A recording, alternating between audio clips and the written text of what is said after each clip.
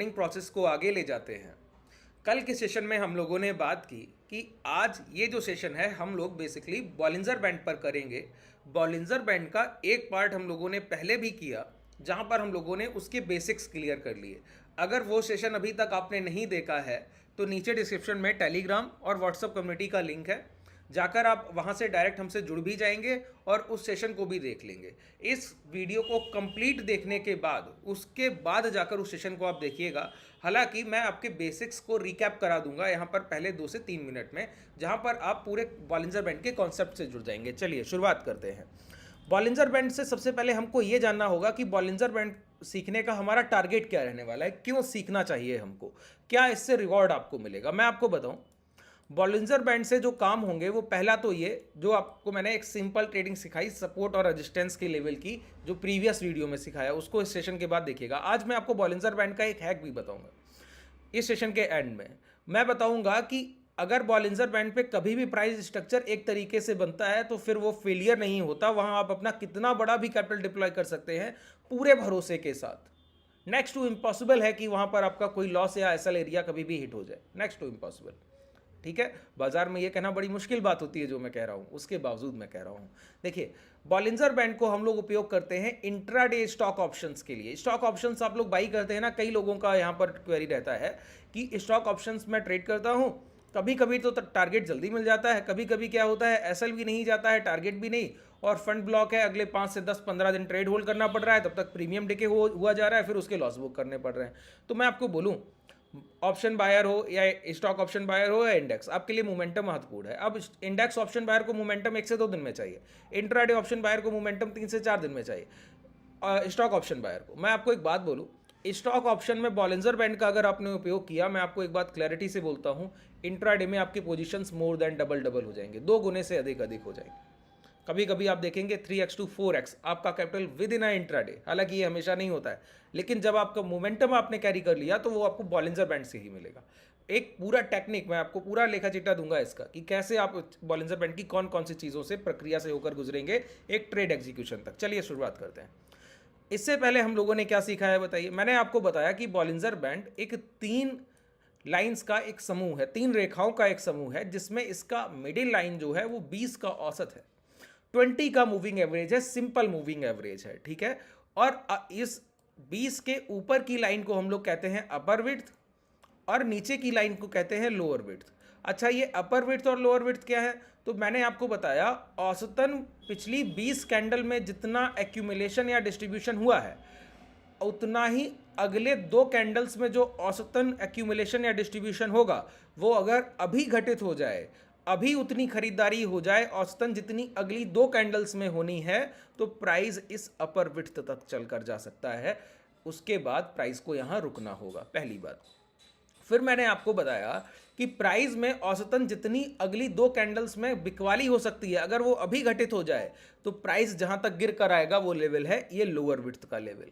तो मैंने बताया जब भी इन 3 रेखाओं में, इन 3 लाइंस में एक प्रॉपर आइडियल डिस्टेंस है, एक बड़ा गैप है, तो ये लाइन एक रेजिस्टेंस का काम करती है और लोअर लाइन एक सपोर्ट का काम करती है।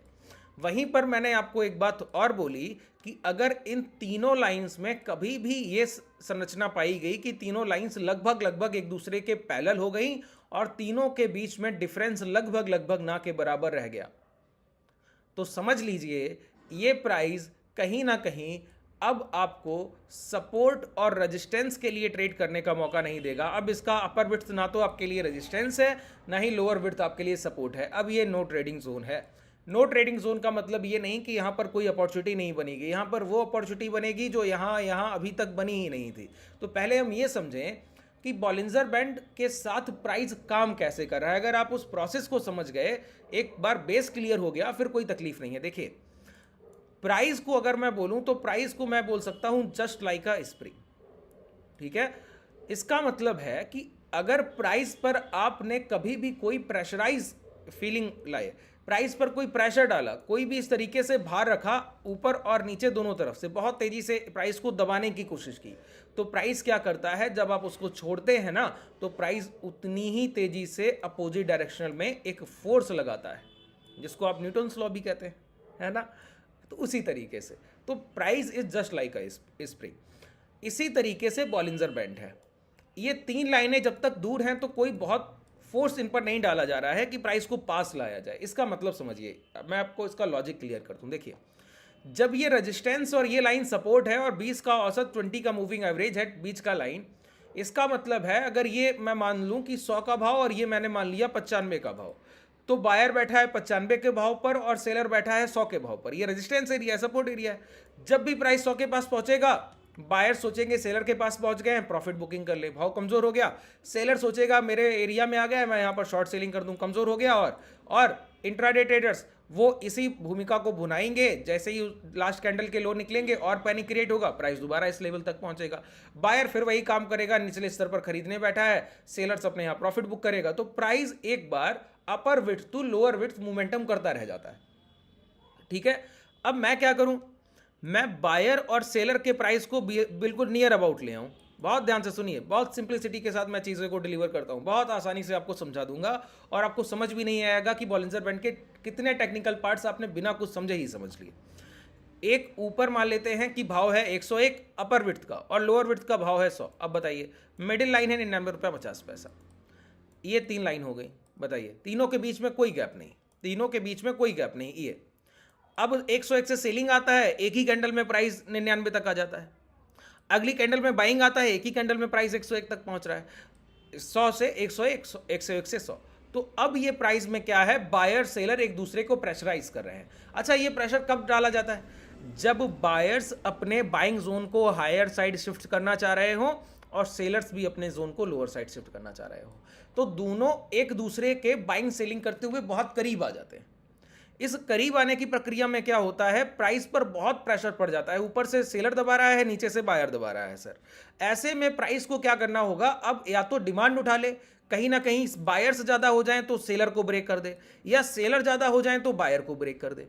तो जब भी बॉलिंजर बैंड का ये जोन जो है बहुत नैरो हो जाएगा और तीनों लाइंस में लगभग एक पैरेलल फॉर्मेशन पाया जाएगा। पैरेलल फॉर्मेशन हुआ समानांतर लाइंस।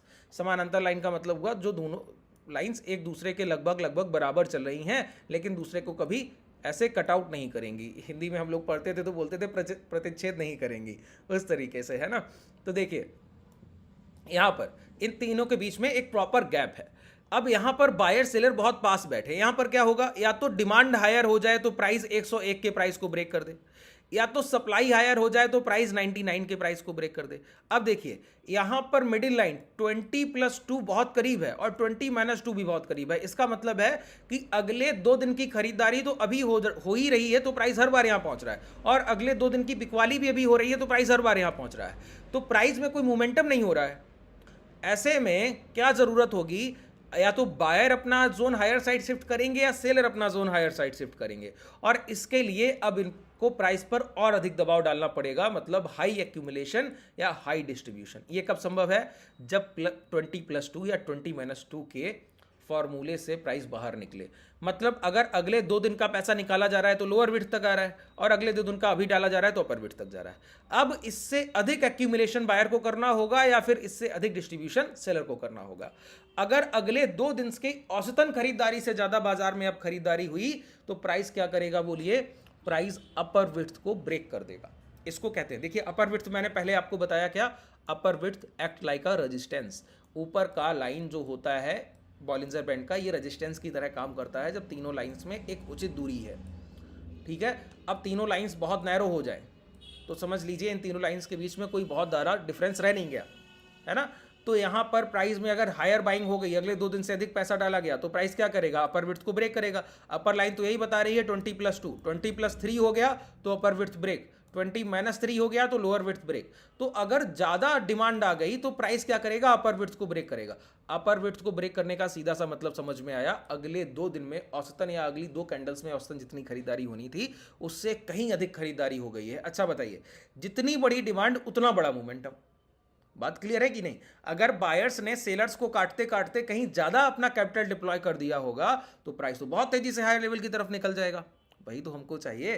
तो प्राइस क्या करे, इस अपर विड्थ को ब्रेक करे। तो ये है क्या, पहले बताइए। अब देखिए, अपने हम लोग कभी बेस से नहीं हटते हैं, अब आप बॉलिंजर बैंड सीख रहे हैं तो समझिए कि प्राइस एक्शन को भूल जाएगा। अरे सर, आप बॉलिंजर बैंड सीखते सीखते प्राइस एक्शन को भूल जाइएगा तो फिर ट्रेड कैसे कीजिएगा, है ना। तो मैं आपको बताता हूं क्या ब्रेकआउट थ्योरी, रेजिस्टेंस का ब्रेकआउट या सपोर्ट का ब्रेकडाउन कैसे होता है। जिस कैंडल से रेजिस्टेंस ब्रेक होगा उस कैंडल के जब हाई निकलेंगे तो ब्रेकआउट वैलिडेशन होगा। तो हमारी एंट्री के लिए सिर्फ अपर विड्थ का ब्रेक होना जरूरी नहीं है।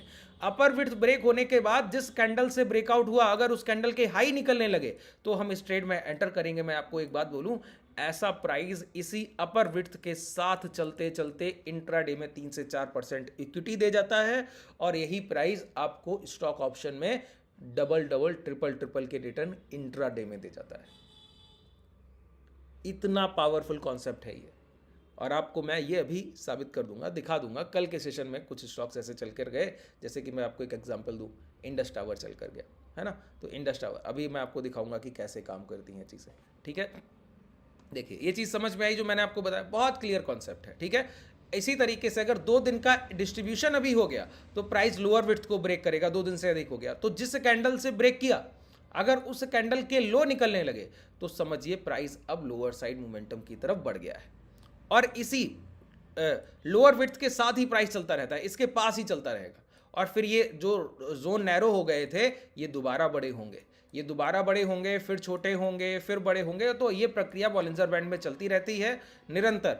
आपको बस ऐसे स्टॉक्स को ट्रेड करना होता है जहां पर बॉलिंजर बैंड नैरो और पैरेलल लाइन में आ गया हो। उसके बाद वहां पर अवेयर बैठिए और जब भी कोई मोमेंटम मिलने की संभावना बने वहां पर ट्रेड अपने एग्जीक्यूट कीजिए। चलिए अब हम लोग एक एग्जाम्पल पर चलते हैं।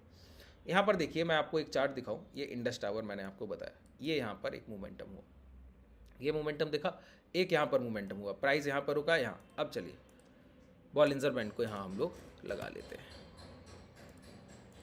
ठीक है। ये 22, इसको मैंने आपको पहले भी बताया, कभी भी प्राइस में देखिए बॉलिंजर बैंड में 22 लिखा है, इसका मतलब ये नहीं कि 22 का औसत है, नहीं, 20 - 2 ये 18 का एवरेज नहीं है, ये बात नहीं है, ये अलग प्राइस आएगा। बीच की लाइन 20 की है, ये 20 के औसत के अनुसार जितना एक्यूमुलेशन हुआ है उतना ही औसतन अगली 2 कैंडल्स, अगले 2 घंटे का पैसा डालने पर तो अपर विड्थ मिलता है, अगले 2 घंटे का पैसा निकालने पर तो लोअर विड्थ मिलता है। कभी कंफ्यूज मत हो जाइएगा कि मैं 22 और 18 का औसत यूज कर लूं तो बॉलिंजर बैंड मेरा बन जाएगा, कभी नहीं बनेगा सर, है ना। कई लोग ऐसे डाउट्स में आ जाते हैं, ऐसे नहीं, 20+2 है वो 22 नहीं है, ठीक है। औसतन देखा जा रहा है, प्राइस को एवरेज के रूप में देखा जा रहा है। तो सबसे पहले देखिए, सबसे पहला हमको क्या देखना होता है बताइए। सबसे पहले फाइंड आउट कीजिए प्राइस की एक जगह जहां प्राइस ने अपने जोन को, जो उसका जोन 3 लाइंस का है, उसको छोटा करने की कोशिश की हो। सबसे पहले छोटा हुआ हो और फिर पैरेलल हो गया हो तो वेल एंड गुड। और मैं आपको एक बात बताऊं, ये जोन जितनी देर तक बना रहेगा उतना बड़ा मोमेंटम को बुलावा है। जितनी देर तक ये जोन यहाँ सस्टेन किया और छोटी लाइन में, उतना बड़ा ये आपके लिए मोमेंटम है। बिल्कुल क्लियर समझिए। आइए दिखाऊं मैं आपको। सबसे पहले देखिए प्राइस में इन तीनों लाइंस के बीच में एक डिस्टेंस है, डिस्टेंस है, डिस्टेंस है। यहाँ पर ये डिस्टेंस देखिए आकर बहुत कम हो गई, देखा आपने, यहाँ पर आकर कम हो गई, कम हुई। फिर लेकिन प्राइस में फ्लैट लाइन तो नहीं आई, लेकिन एक ब्रेकडाउन देखने को मिला। ध्यान से देखिए, ब्रेकडाउन देखने को मिला। हुआ क्या, इस कैंडल के लो अभी ब्रेक नहीं हुए, प्राइस दोबारा आकर क्या किया, इस कैंडल के लो यहाँ पर ब्रेक कर दिया। जब ये ब्रेकडाउन हुआ लोअर विड्थ का तो ब्रेक कर दिया। तो क्या हुआ, ब्रेकडाउन वैलिडेशन। यहाँ पर आप शॉर्ट करेंगे, प्राइस का मोमेंटम कितना फास्ट हुआ, और ये देखिए 246 का भाव 231। कितना सेशन लगा सर, ये 11 मार्च की बात है और ये 13 मार्च की बात है। 246 से 231, बात समझ रहे हैं कितने % का मोमेंटम है, ठीक है। 2-2.5 रुपए का भाव 15 रुपए गिर गया तो समझिए आप कितने % का मोमेंटम है ना। ये बात समझने की कोशिश कीजिए। चलिए दोबारा प्राइस ने क्या किया, अपनी रेंज को यहां पर देखिए, तीनों लाइंस पैरेलल हो गई, ये रेंज कितना छोटा हो गया। रेंज छोटा हुआ तो प्राइस ने फिर ब्रेकडाउन किया। ब्रेकडाउन के बाद लोअर विड्थ के नीचे प्राइस ने इस कैंडल के लो ब्रेक नहीं किए, प्राइस दोबारा अंदर गया और रेंज छोटा का छोटा बना ही रहा, रेंज बड़ा नहीं हुआ। अब प्राइस ने क्या किया, यहां पर कैंडल्स इतनी सारी बनाने के बाद इस अपर विड्थ को ब्रेक किया। ध्यान से देखिए क्या किया, इस अपर विड्थ को ब्रेक किया। जब अपर विड्थ को ब्रेक किया तो मैंने क्या कहा, इसके हाई मार्क करने हैं। क्या करना है बताइए हमको, मैं सिर्फ एक, देखिए मैं चाहूं तो आपको सर 10 एग्जाम्पल दे दूं, लेकिन बैक टेस्टिंग देखकर आप सिर्फ खुश हो लीजिएगा, इसके अलावा कुछ नहीं। आपको परिणाम मिलेंगे लाइव मार्केट टेस्ट में। जो चीज़ें बता रहा हूं प्रैक्टिकल मार्केट में जाकर, ट्यूसडे को मार्केट ओपन होगी, डेली लाइव मार्केट में ट्रेड कीजिए, इस पर प्रैक्टिस कीजिए, अपना कमांड कीजिए। मैं आपको बोलूं ये इक्विटी है, इक्विटी में यहाँ पर आप देखिए, इक्विटी अभी मैं ऑप्शन नहीं आपको दिखा रहा हूँ इसका, यहाँ पर मैं आपको देखिए 257 की एंट्री है, प्राइस 275 के हाई लगा कर गया है। ठीक है, ये सिर्फ पिछले सेशन की बात है, कुछ अलग नहीं बता रहा हूँ। ठीक है, तो इंट्राडे में इक्विटी बाई करके आप इतना मुनाफा, भाई मैंने कहा इंट्राडे में 4, 5, 6, 8% आपको इंट्राडे में मोमेंटम मिलता है यहाँ पर, बस आपको फाइंड आउट करना आना चाहिए। जो पहली कैंडल से ब्रेक हुआ इसके हाई निकल गया, अब मैंने कहा इसी अपर विड्थ के साथ ही प्राइस चलता हुआ गुजर जाएगा, तो देखिए इस अपर विड्थ के साथ ही ये 275 तक चला गया, कुछ करने की जरूरत पड़ी।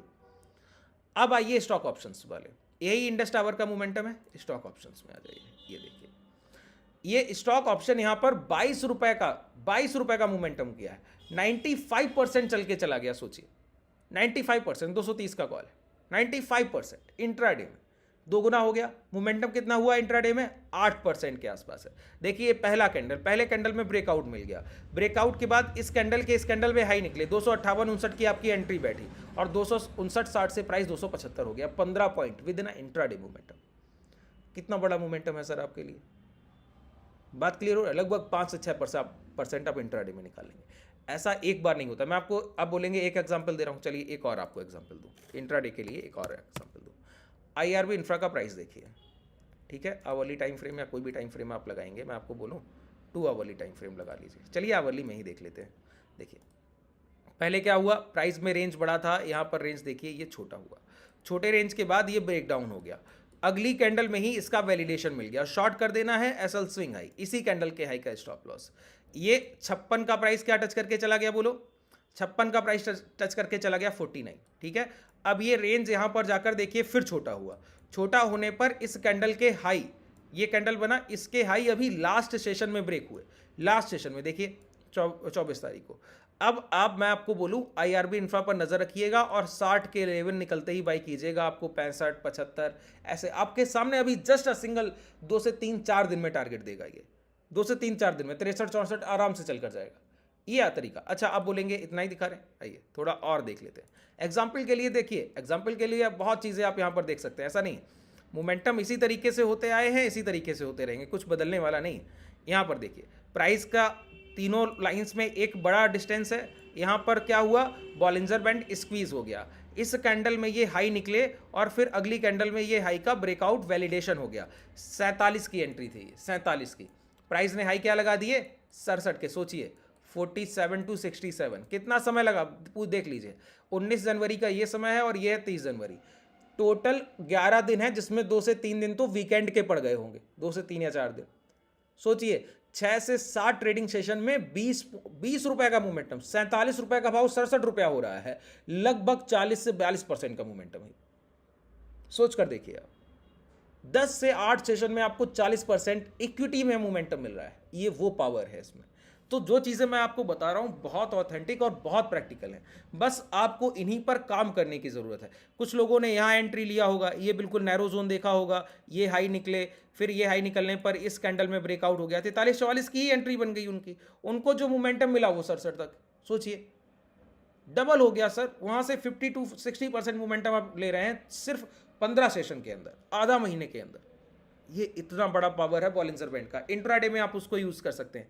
मैं आपको बिल्कुल क्लियर बोलता हूँ, इंट्राडे में जो स्टॉक मॉर्निंग में 5-6% ऊपर ट्रेड कर रहा है उसको अपने वॉच लिस्ट का हिस्सा रखिए। अगर वो इंट्राडे में कभी भी अब इंट्राडे ब्रेकआउट करेगा, वो 15-18% वही स्टॉक जा रहे हैं, बस उनको वॉच लिस्ट का हिस्सा रखिए। मैं आपको एक टाइम बताऊँ, देखिए जो भी मैं बात करूँगा वो बहुत प्रैक्टिकल अप्रोच होगी। 12-12:30 बजे के आसपास बॉलिंजर बैंड ब्रेक होना शुरू होते हैं कुछ स्टॉक्स में, और वो 2-2:30 बजे तक 6-7-8% के रिटर्न देते हैं, सेकंड हाफ में चलते हैं। जो मॉर्निंग में चल चुके हैं वो सेकंड हाफ में फिर चलते हैं। कुछ लोग मॉर्निंग से मोमेंटम पकड़ लेते हैं, कुछ स्टॉक्स वो थ्रू आउट द डे चलते रहते हैं, पूरे दिन चलते रहेंगे। ठीक है, थोड़ा सा इस पर प्रैक्टिस कीजिएगा। आपको ये कंटेंट पसंद आ रहा हो तो नीचे डिस्क्रिप्शन में आपके पास टेलीग्राम व्हाट्सएप कम्युनिटी का लिंक है, आप डायरेक्टली ज्वाइन कर सकते हैं। आज क्लासेस में मैं प्राइजेक्शन के बिल्कुल बेसिक से स्ट्रक्चर से शुरुआत करने वाला हूँ कि कैंडल स्टिक क्या होती है, चार्ट क्या होता है, ऑर्डर्स कैसे प्लेस किए जाते हैं, आपको सारी चीज़ बिल्कुल बेसिक से, एक बिल्कुल बेस से आपकी शुरुआत करूँगा और आपको पीक लेवल तक लेकर जाऊँगा। जो लोग इनरोल करना चाहें नीचे डिस्क्रिप्शन में आपके पास कॉन्टैक्ट डिटेल भी है। धन्यवाद।